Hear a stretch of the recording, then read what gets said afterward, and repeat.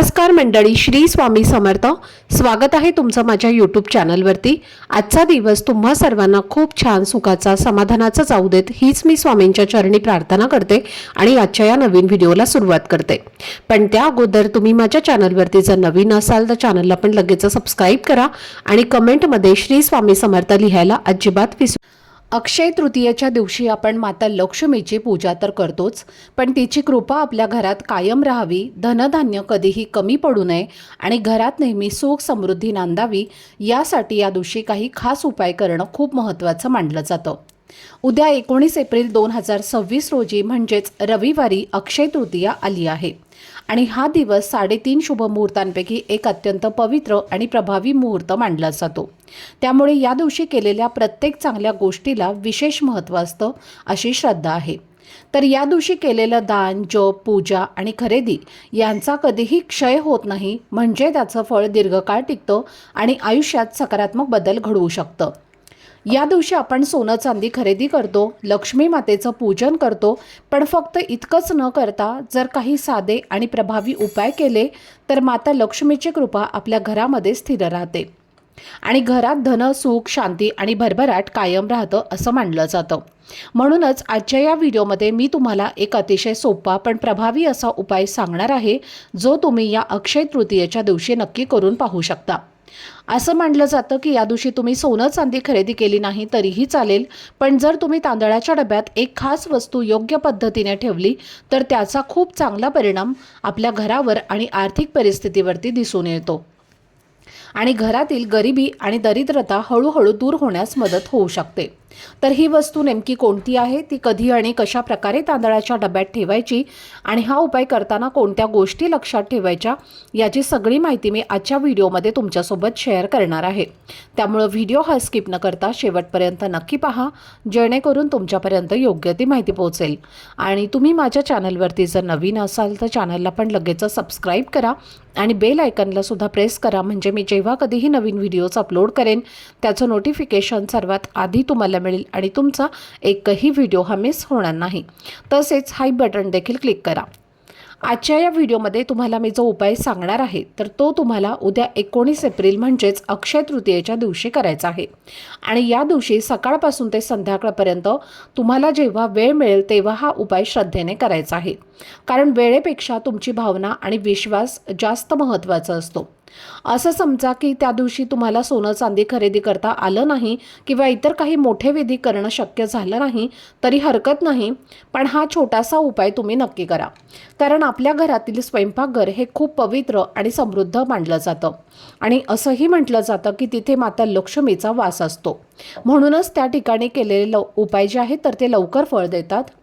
आपल्या घरात आपण तांदूळ साठवून ठेवत असतो, कधी डब्यात तर कधी बरणीत, आणि हाच तांदूळ आपण रोजच्या जेवणामध्ये वापरतो, तसेच पूजेमध्ये वापरतो. त्यामुळे तांदळाला आपल्या जीवनात खूप महत्त्व आहे आणि आपल्या शास्त्रामध्ये तांदळाला अक्षता असं म्हटलं जातं, ज्याचा अर्थ कधीही न संपणारा असा होतो. आणि अक्षय तृतीया म्हणजे असा दिवस की ज्या दिवशी केलेल्या गोष्टींचं फळ कधीही कमी होत नाही. तांदूळ हा शांतता, समृद्धी आणि स्थिरतेचं प्रतीक मानला जातो आणि म्हणूनच जर या पवित्र दिवशी आपण तांदळाच्या डब्यात एक खास वस्तू ठेवली तर ते खूप शुभ मानलं जातं, कारण ती वस्तू सकारात्मक ऊर्जा वाढवणारी मानली जाते आणि त्यामुळे घरात चांगले बदल हळूहळू जाणवू लागतात. असं म्हटलं जातं की हा उपाय केल्याने घरातील नकारात्मक ऊर्जा कमी होते, वातावरण शांत होतं आणि आर्थिक स्थिरता येण्यास मदत होते. तसेच घरात लक्ष्मीचा वास कायम राहावा यासाठी हा उपाय उपयुक्त मानला जातो आणि घरात पैशाची कमतरता कमी होण्यास मदत होऊ शकते.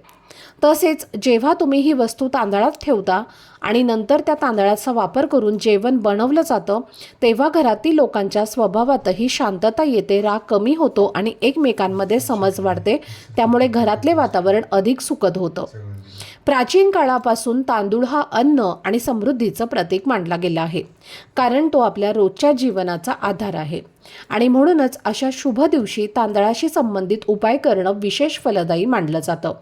हा उपाय करण्यासाठी तुम्ही या दिवशी सकाळी लवकर उठून स्वच्छ स्नान करा, घरातील देवांची पूजा करा, धूपदीप अगरबत्ती लावून वातावरण प्रसन्न करा आणि जर शक्य असेल तर आपल्या पितरांचं स्मरण करून त्यांना नमस्कार करा आणि त्यानंतर तुम्ही हा उपाय करा. आणि लक्षात ठेवा की तुम्ही हा उपाय दिवसभरामध्ये कधीही म्हणजे अगदी रात्री उशिरापर्यंत कधीही करू शकता. फक्त श्रद्धा ठेवा, मन शांत ठेवा आणि विश्वासाने उपाय करा. बाकी सगळं हळूहळू योग्य मार्गाने घडत जाईल.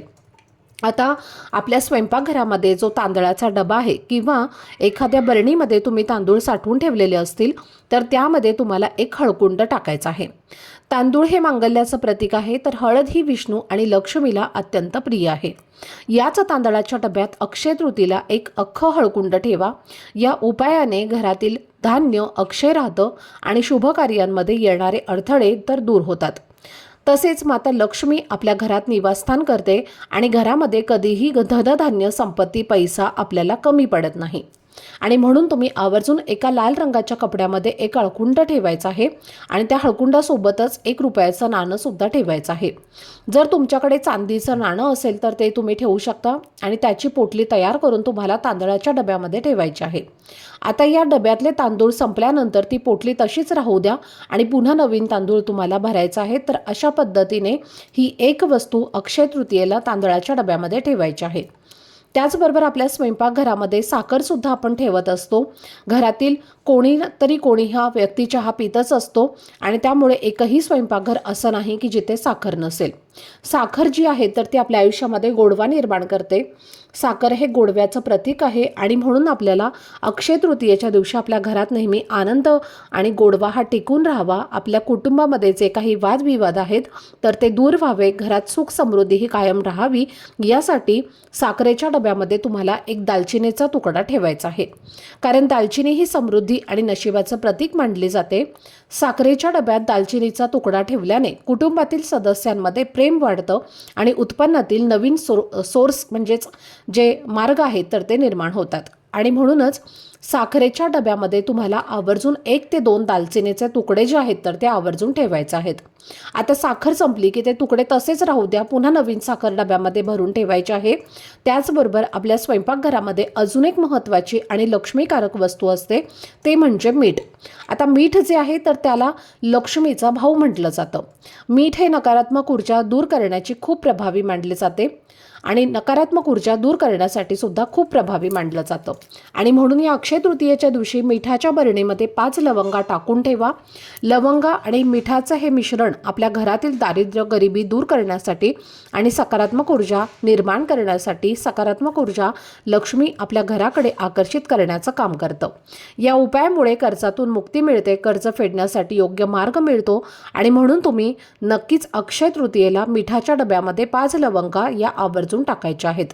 मीठ संपलं की त्या लवंगा तशाच राहू द्या आणि नवीन मीठ तुम्हाला त्या मिठाच्या बरणीमध्ये किंवा त्या कंटेनरमध्ये भरायचं आहे. त्याचबरोबर आपल्या घरामध्ये गव्हाचं पीठ हे अन्नाचा मुख्य आधार आहे आणि म्हणून या अक्षय तृतीयेच्या दिवशी पिठाच्या डब्यात ₹10 एक स्वच्छ नाणं ठेवा. हे नाणं लक्ष्मीचं प्रतीक मानलं जातं. कारण तुम्ही माता लक्ष्मीचा कोणताही फोटो किंवा मूर्ती पाहिलं असेल तर लक्ष्मीच्या हातामधनं तुम्हाला नाणेच पडताना दिसतात आणि म्हणून नाणं हे लक्ष्मीचं प्रतीक मानलं गेलं आहे.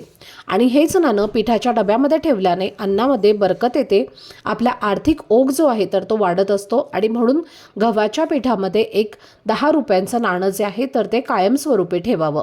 तर अशा पद्धतीने ज्या वस्तू तुम्हाला मी सांगितल्या आहेत तर त्या तुम्हाला गव्हाच्या पिठामध्ये ठेवायच्या आहेत आणि ज्या तुम्हाला बाकीच्या वस्तू सांगितलेल्या आहेत त्याचबरोबर साखरेच्या डब्यामध्ये तुम्हाला ठेवायच्या आहेत. आणि हे अत्यंत प्रभावी आणि सात्विक असे उपाय आहेत. हे उपाय तुम्ही अगदी श्रद्धेने आणि निष्ठेने उद्या अक्षय तृतीयाला जर केले तर नक्कीच तुमच्या घरात धन, संपत्ती, पैसा हा कधीच कमी पडणार नाही आणि लक्ष्मी कायमस्वरूपी घरामध्ये वास्तव्य करेल. तर ही अत्यंत महत्त्वाची माहिती मला तुमच्यापर्यंत शेअर करायची होती. आजचा हा व्हिडिओ जर तुम्हाला आवडला असेल, माहितीपूर्ण वाटला असेल तर व्हिडिओला लाईक, शेअर आणि चॅनलला सबस्क्राईब नक्की करा. भेटूयात पुढच्या व्हिडिओमध्ये. तोपर्यंत सर्वांना श्री स्वामी समर्थ. धन्यवाद.